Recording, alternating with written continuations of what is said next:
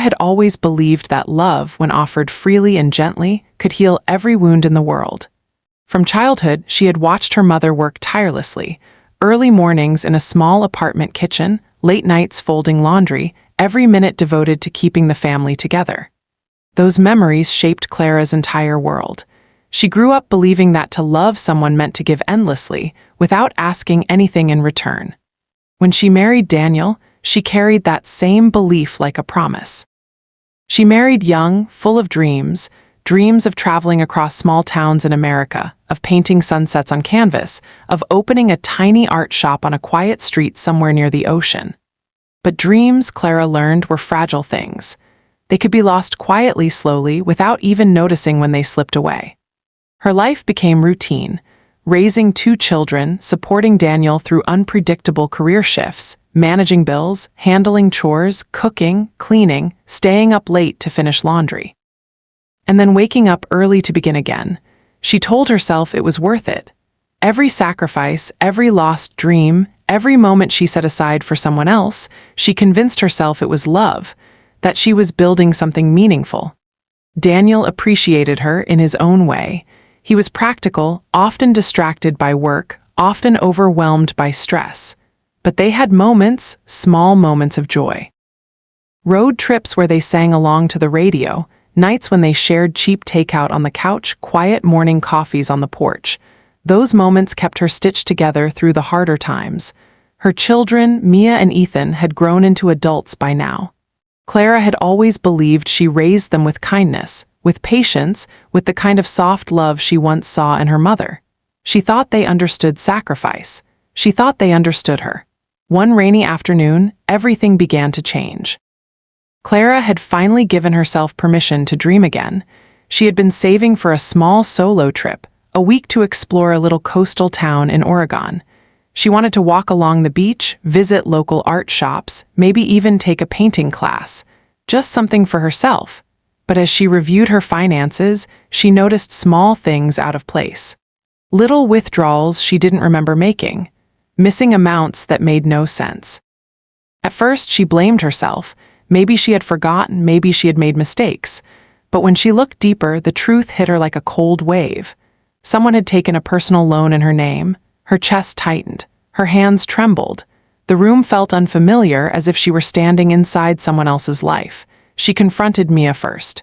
"Mia, why did you take this loan?" Clara asked, her voice barely steady. Mia, sitting comfortably on the sofa with her legs crossed, didn't even look guilty. She leaned back, twirling her hair, tapping her nails on her phone. "Mom, relax, it's just a loan. You have savings," she said casually. Clara stared at her. "Savings that I worked my whole life for? You didn't ask me, you didn't even tell me." Mia let out a sigh as if the conversation annoyed her. "We're your kids. We needed money. You'll help us, obviously." Clara felt something crack inside her, something she didn't even know could break.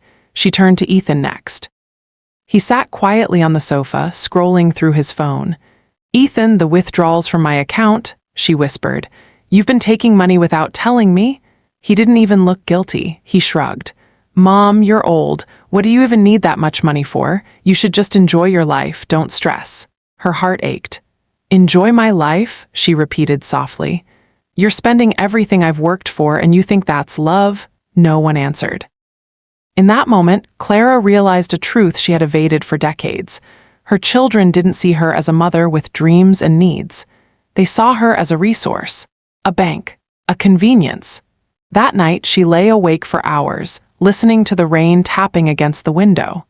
She replayed years of sacrifices, birthdays she worked through, vacations she canceled, the dreams she buried. And what hurt most wasn't the money, it was the realization that her love had been taken for granted.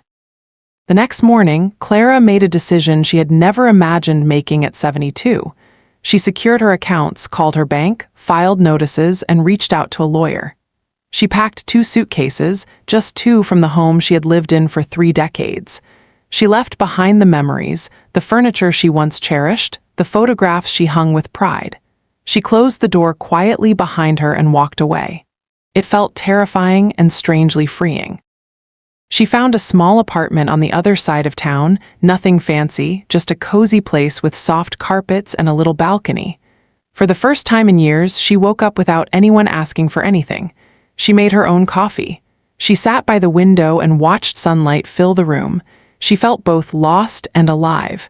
Her children didn't take her departure well. At first, they called her nonstop. Angry messages, confused messages, pleading messages. Then the tone changed, demands, threats, guilt-filled accusations.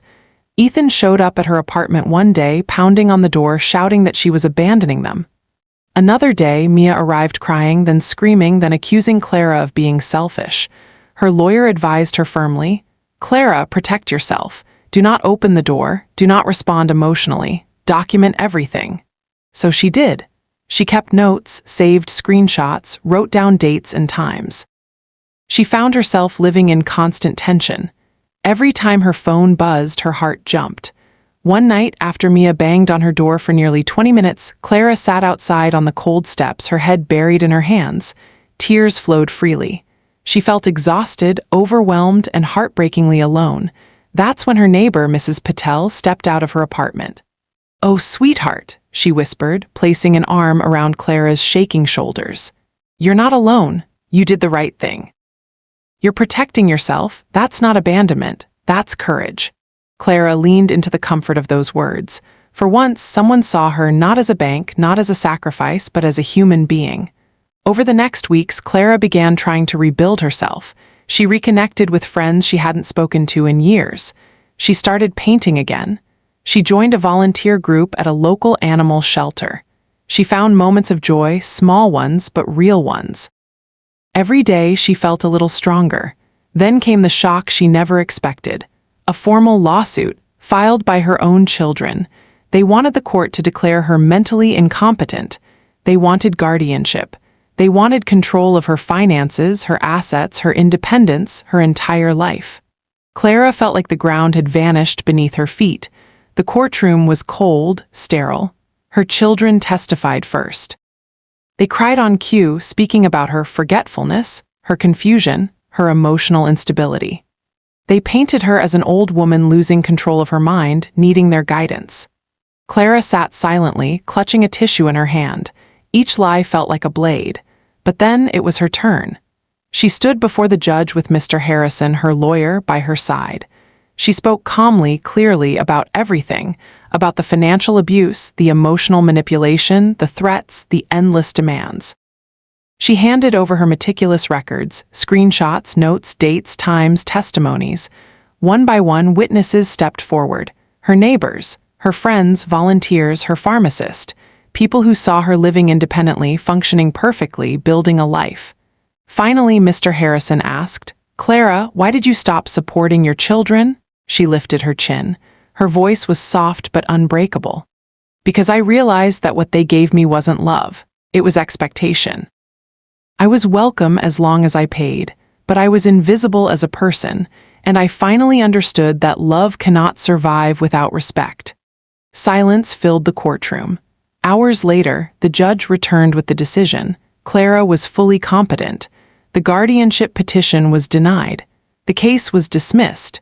She walked out of the courthouse into the crisp afternoon air and breathed for what felt like the first time in years. Life after the court case felt like a second chance.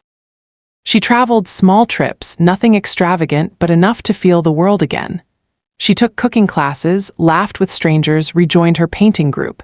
She donated to causes quietly and anonymously. She finally felt like she was living for herself, something she had never done before. One afternoon, months later, Ethan called her. "Mom, I was wrong," he said weakly. "I didn't understand." Clara closed her eyes. There was pain in her heart, but peace too. "Ethan," she said softly, "love isn't owed. Respect can't be forced. Maybe one day you'll learn that." She hung up without anger, without guilt. She had finally stepped out of the shadows. In the years that followed, Clara became a quiet inspiration to the people around her. She spent mornings painting on her balcony, afternoons volunteering, evenings sharing tea with friends. She learned to enjoy solitude. She learned to forgive herself for the years she abandoned her own dreams. She learned something she wished she had known at 20. Freedom is priceless. Love must never feel like debt, and the most important person you must love is yourself. Clara had spent a lifetime giving to others. Now, she finally learned to give something back to herself, and that made all the difference.